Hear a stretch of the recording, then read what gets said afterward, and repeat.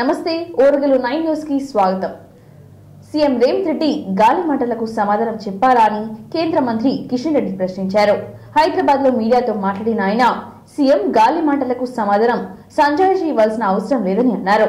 MLC ఎన్నికల ప్రచారంలో CM Revanth Reddy నాపై ఇష్టం వచ్చినట్లు మాట్లాడారని అన్నారు. ఆరోపణలకు ప్రజలే సరైన సమాధానం ఇచ్చారని, ప్రజా తీర్పు కాంగ్రెస్ పాలనకు చెప్పపెట్టు లాంటిదని అన్నారు. ప్రజలకు ఇచ్చిన హామీలను కాంగ్రెస్ నెరవేర్చాలని చెప్పారు. రైతులకు ఎకరానికి 15,000 రూపాయలు, యువతకు నిరుద్యోగ భృతి, ఆడబిడ్డలకు నెలకు 2,500 రూపాయలు, దళితులకు 12 లక్షలు, ఆడపిల్లలకు స్కూటీలు ఇస్తామని ఆ పార్టీ తెలంగాణ ప్రజలకు ఇచ్చిన హామీలు అమలు చేయాలని కోరుతున్నామని అన్నారు. జీవో 317 కారణంగా ఇబ్బందులు పడుతున్న ఉద్యోగుల సమస్యలను పరిష్కరించాలని కిషన్ రెడ్డి డిమాండ్ చేశారు. తెలంగాణలో ఉన్నటువంటి 3 ఉపాధ్యాయ సంఘాలకు సంబంధించినటువంటి ఎన్నికలు ఉంటే టీచర్స్ కాన్స్టిట్యుయెన్సీ, అందులో బీజేపీ గతంలో ఒక సీటు, ఇప్పుడు ఒక సీటు సంపాదించడం జరిగింది. పట్టభద్రులకు సంబంధించినటువంటి కాన్స్టిట్యుయెన్సీ నుంచి కూడా ఈరోజు భారతీయ జనతా పార్టీ విజయం చేకూర్చడం జరిగింది. మనకందరికీ తెలుసు,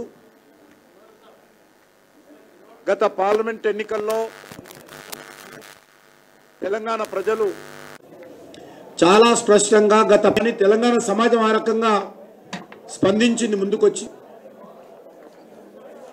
ఆ రకంగా తెలంగాణ సమాజం అంతా కూడా నరేంద్ర మోడీ గారి నాయకత్వంలో కానీ తెలంగాణ ప్రజల ఆకాంక్షలకు అనుగుణంగా పని చేయలేదు, ఏర్పడింది రోజు. అయినప్పటికీ కూడా ఇచ్చినటువంటి హామీలు అమలు చేయకుండా పూర్తిగా వైఫల్యం చెంది ఈరోజు బీజేపీ మీద ఆరోపణలు చేసేటువంటి ప్రయత్నం చేస్తూ ఉన్నాడు. కానీ ప్రజాస్వామ్యంలో ప్రజల తీర్పు ఏదైతున్నదో చాలా స్పష్టంగా ఈరోజు తెలంగాణలో ఈ యొక్క ప్రజల సమస్యల మీద కానీ, ప్రత్యేకంగా ఉపాధ్యాయుల ఉద్యోగస్తుల సమస్యలు, నిరుద్యోగ సమస్యలు, పట్టభద్రుల సమస్యల మీద, రైతాంగ సమస్యల మీద ఈ ప్రభుత్వాన్ని నిలదీస్తాం. బాధ్యతను మేము గౌరవ పార్లమెంట్ సభ్యులు 8 మంది, గౌరవ శాసనసభ్యులు 8 మంది, గౌరవ శాసన మండలి సభ్యులు 3 అందరం కలిసి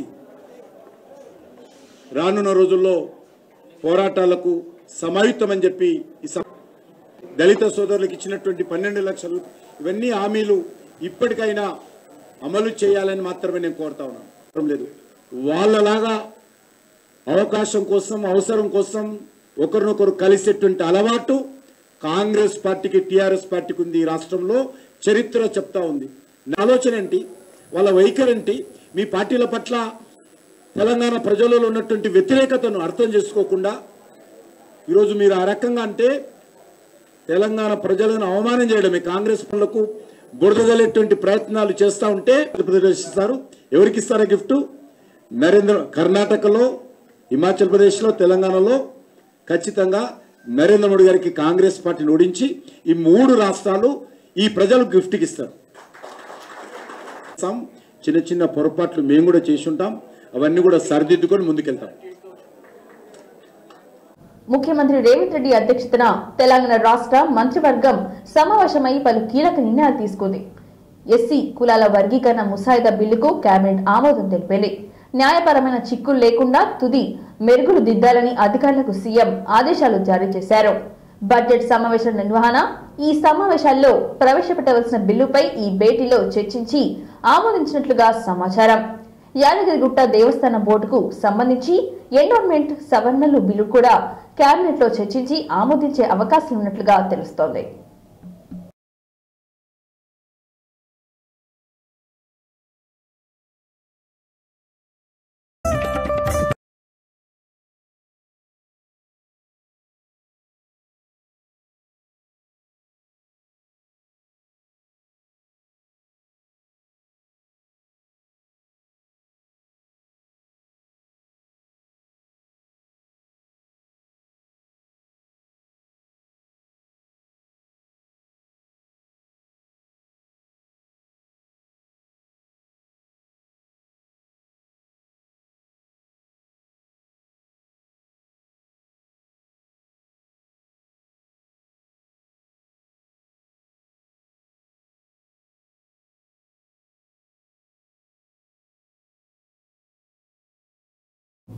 నకిలీ కాల్ సెంటర్ను ఏర్పాటు చేసి విదేశీయులను మోసగిస్తున్న ముఠాను సైబర్ సెక్యూరిటీ బ్యూరో పోలీసులు అరెస్టు చేశారు.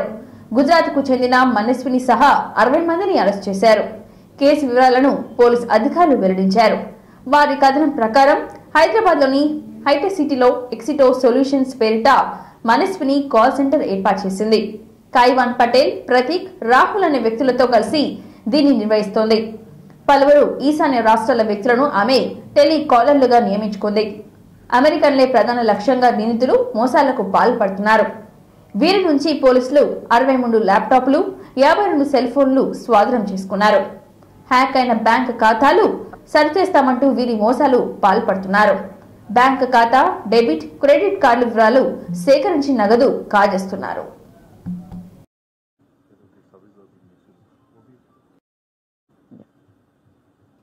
So as I said, then they were recruited, they were said that they were going to be working in a call center. But after that, when they went and they were trained, they realized, they knew that they were doing a illegal job. So if anybody is aiding and abetting and doing a region నుంచి ఉన్నారు and అందరూ కూడా ఒకే PG హాస్టల్లో పెట్టారు.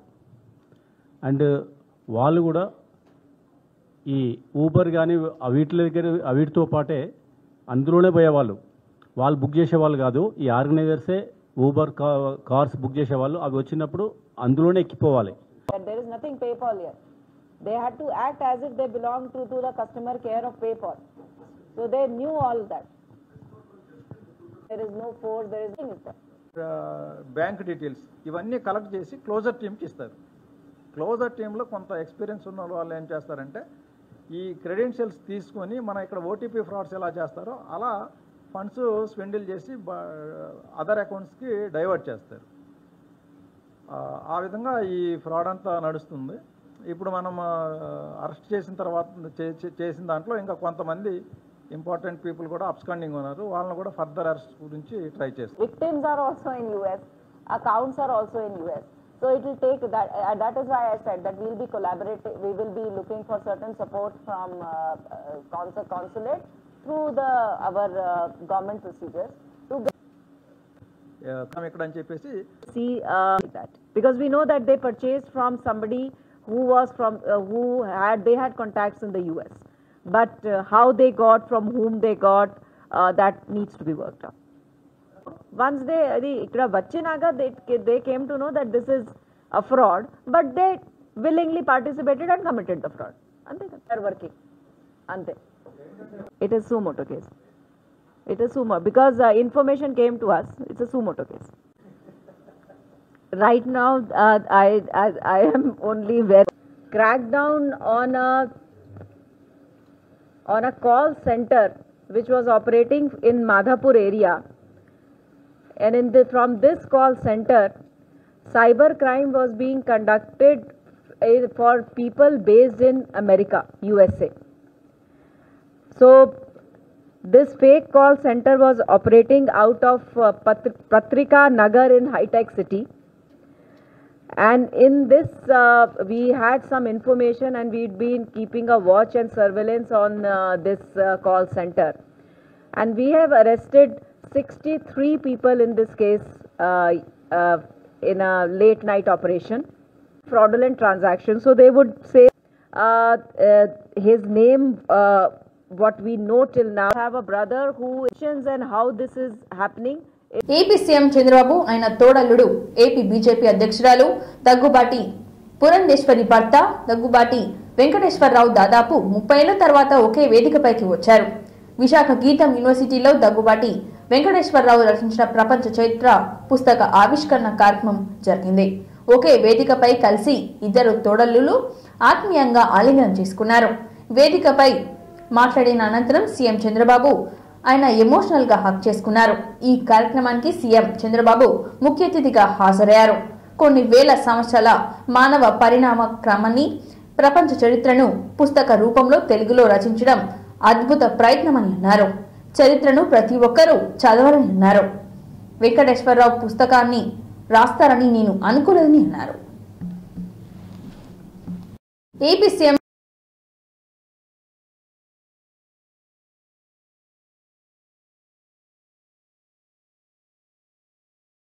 Then BPCL, Central Government of India, share here. చెప్పాలి ఇప్పుడు మహిళలకి లేకపోతే అంతకుముందు ఆది మానవుడు అంటాము. ఈ ఆది మానవుడి కంటే ముందే ఉన్న అసలు భూమి ఉంది కదా, ఈ భూమి పుట్టుకట్ట జరిగింది. సరే, భూమి తర్వాత సూర్యుడు మండలం ఉన్నారు. ఎవరెవరు ఏం చెప్పి ఆనందంగా ఉండాలి. అది కూడా తెలుగులో రాసిన పుస్తకాన్ని ఆవిష్కరించడం ఇంకా మహా సంతోషంగా ఉంది. ఎందుకంటే మనందరం తెలుగు వాళ్ళం కాబట్టి, నాకు కూడా కొంత తెలుగు వచ్చు కాబట్టి ఆ పుస్తకాన్ని ఆవిష్కరించమని నన్ను వచ్చి కోరితే నేను తప్పనిసరిగా వస్తాను, ఆవిష్కరిస్తాను అని చెప్పాను. ఈ పుస్తకం రాయడం వెనక ఉన్న కారణం గురించి కూడా ఆయన చెప్పాడు. ఇది తన మనవాళ్ళు మనవరాళ్ళు వాళ్ళ కోసం, అంటే భవిష్యత్ తరం కోసం రాశాను మాత్రమే. చరిత్ర ద్వారానే మానవ జాతి వాళ్ళు చేసినట్టు పెట్టుకున్నా. ఎక్కడికి వెళ్ళినా సరే అక్కడ రాత్రి నైట్ హాల్ట్ చేయాలా, చాలా కుదుపులకు లోనైపోతుంది. వాళ్ళకి తెలుగు సహా మంత్రులతో సహా ఇది నమ్మడానికి శక్యం కాదు, కానీ ఇది వాస్తవం. ఆయన చెప్పిన మాటలు ఇవి. నాకు చాలా హ్యాపీగా ఉన్నా.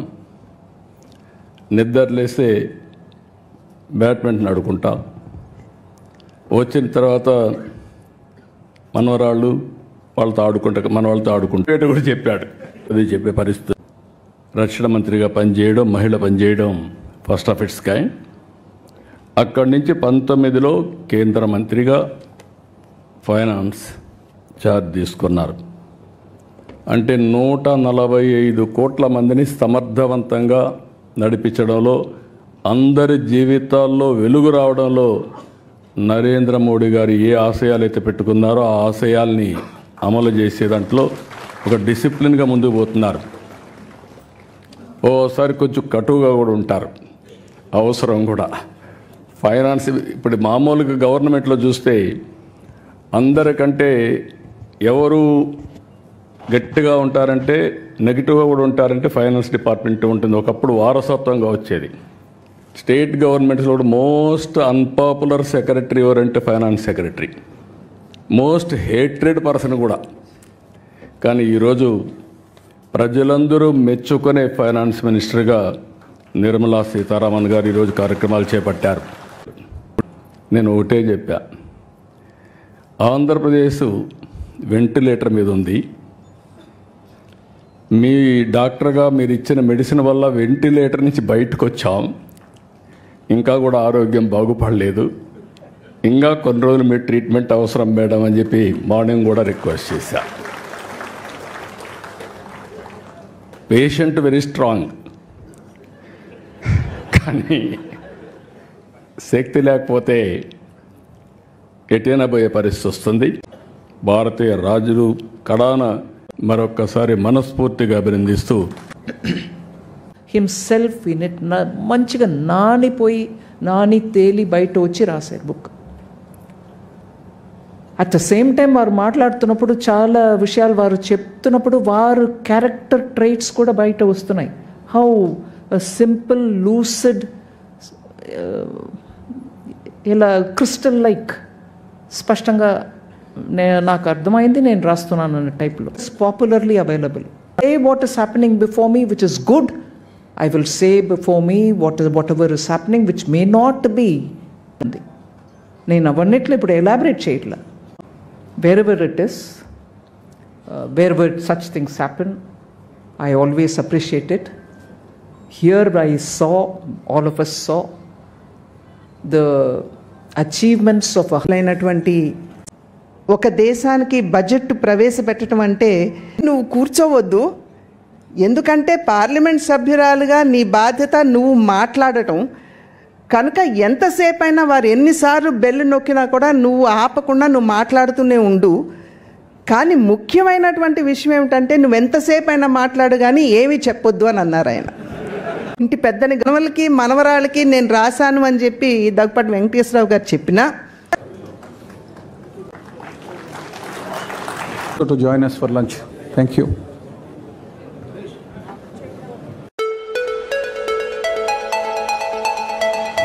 హనుమకొండ నుండి కేవలం 20 కిలోమీటర్ల దూరంలో అమలాపూర్ మండలం గూడూరు విలేజ్ సమీపం పచ్చని చెట్ల మధ్యలో ప్రకృతి అందాలతో పొలాల మధ్యలో సాధన విలేజ్ రిసార్ట్ మీకోసం.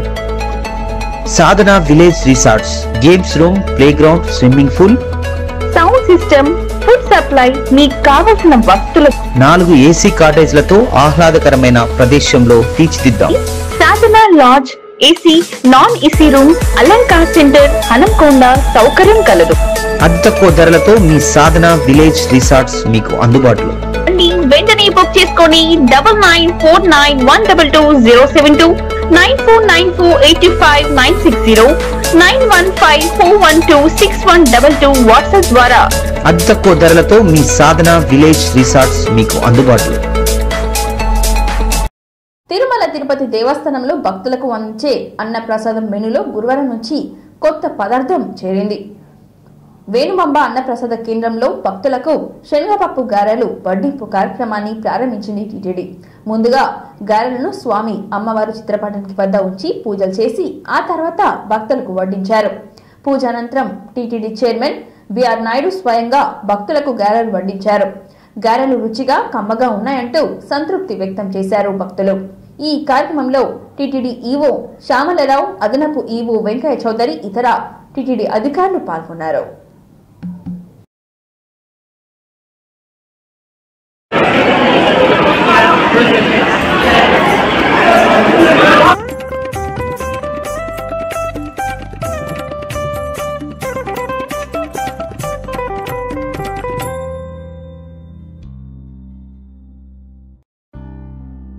తిరుమల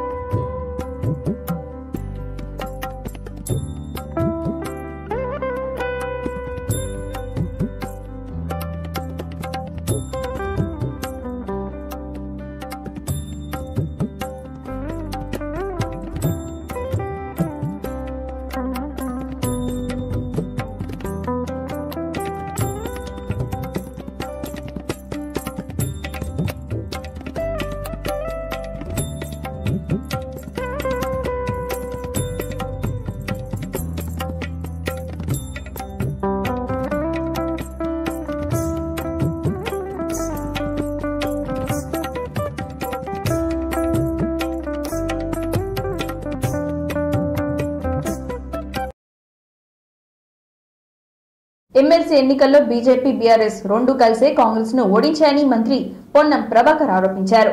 ఎమ్మెల్సీ ఫలితాలపై ఆయన మీడియాతో మాట్లాడారు. అభ్యర్థిని పెట్టకుండానే బీజేపీతో బీఆర్ఎస్ కుమ్మక్కైందని అన్నారు. కేటీఆర్, హరీష్ రావు నియోజకవర్గాల్లో ఎన్నికలు జరిగాయి. ఎమ్మెల్సీ ఎన్నికల్లో వారిద్దరూ ఎవరికి ఓటు వేశారో చెప్పాలని ఆయన తెలిపారు. తక్కువ ఓటుతోనే ఎమ్మెల్సీ ఎన్నికల్లో ఓడిపోయామని, ఈ ఓటమిపై సమీక్షించామంటూ అన్నారు. మంత్రి శ్రీధర్ బాబు మాట్లాడుతూ కాంగ్రెస్ ను ఓడించడానికి బీజేపీ, బీఆర్ఎస్ కలిసి పనిచేశాయని అన్నారు. పట్టభద్రులకు నైపుణ్యాన్ని పెంచాలని సీఎం రేవంత్ రెడ్డి దిశానిర్దేశం చేశారని తెలిపారు.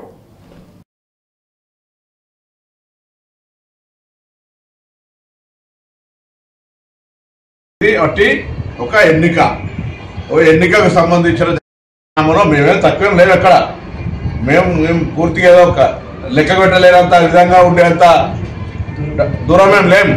కాబట్టి అది పెద్ద దాన్ని ఎక్కేసుకొని వాళ్ళు గొప్ప చెప్పారు ఓటు చెల్లని ఓట్లతో అంతా కూడా మెజార్టీ రాలే వీళ్ళకు. దాని పెద్ద ఏం చెప్తున్నారు వీళ్ళ. నేను అడుగుతాను, ఇవాళ ఈ నియోజకవర్గంలో స్థానికంగా నేను, శ్రీధర్ బాబు గారు, దామోదర్ రాజనరసింహ గారు మంత్రులు, మన నలుగురు ఇన్ఛార్జ్ మంత్రులు కూడా ఉన్నారు. సేమ్ మాజీ ముఖ్యమంత్రి కేసీఆర్ గారు, హరీష్ రావు గారు, కేటీఆర్ గారు, మిగతా చాలా మంది పెద్దలు కూడా టీఆర్ఎస్ పార్టీ నాయకులు ఉన్నారు ఇక్కడ.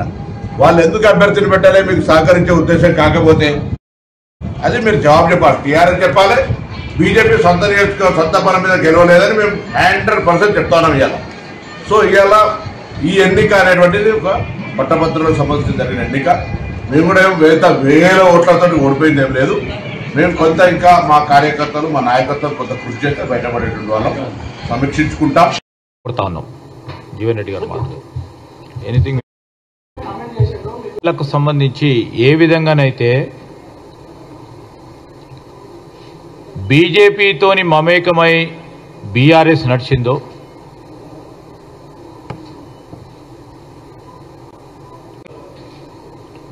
బీఆర్ఎస్ నాయకత్వం యావత్తు మొత్తం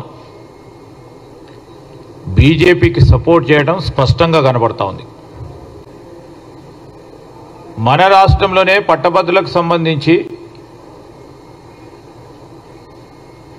మరి వరంగల్, నల్గొండ, ఖమ్మం జిల్లాలకు సంబంధించిన పట్టభద్రుల శాసన మండలి ఎన్నికల్లో ఆనాడు బీఆర్ఎస్ పార్టీ అభ్యర్థిత్వాన్ని ఖరారు చేసి నిలబెట్టి ముందుకు నడిచింది.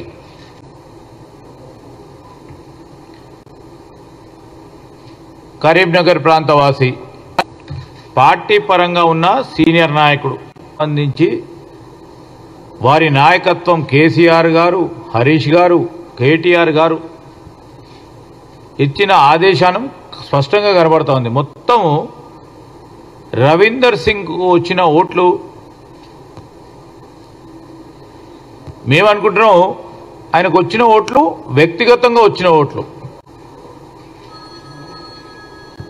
పరోక్షంగా పూర్తి స్థాయిలో బీజేపీకి సపోర్ట్ చేసి బీజేపీని గెలిపించుకోవాలని వారికున్న ఫెవికాల్ బంధం ఈరోజు కాంగ్రెస్ పార్టీని ఓడియాలని ఆలోచన చేస్తున్న తీరును ప్రజలందరూ కూడా గమనిస్తూ ఉన్నారు. ప్రధానంగా బీఆర్ఎస్ పార్టీకి సంబంధించి ఆనాడు కానీ 2 మార్లు ఎలక్షన్ శాసనసభలో జరిగినప్పుడు బలము ఇచ్చిన ఆ ప్రాంతానికి సంబంధించి పట్టభద్రుల ఎన్నికల్లో ఒకటి ఎందుకు బీఆర్ఎస్ పార్టీకి సంబంధించిన కొంతమంది బీజేపీకి సపోర్ట్ చేస్తున్నారు, చేద్దామంటే వారి మధ్యలో మనస్పర్ధలు వచ్చిన మాట వాస్తవమా? అభిప్రాయం కని విని ఎరగని రీతిలో ముఖ్యమంత్రి గారు నైపుణ్యానికి సంబంధించిన స్కిల్స్ యూనివర్సిటీని ఏర్పాటు చేసి సంబంధించి కూడా చేసి మరొక మారు చెప్తా ఉన్నాం, పట్టభద్రులకు సంబంధించి కానీ ఈ రాష్ట్రంలో ఉన్న యువతీ యువకులకు సంబంధించిన శ్రేయస్సు గురించి పనిచేయాలనే తపనతో ముందుకు పోతా ఉన్న ప్రభుత్వానికి ప్రోత్సాహం కల్పిస్తూ ముందుకు నడవాలని వారిని కోరుతా ఉన్నాం.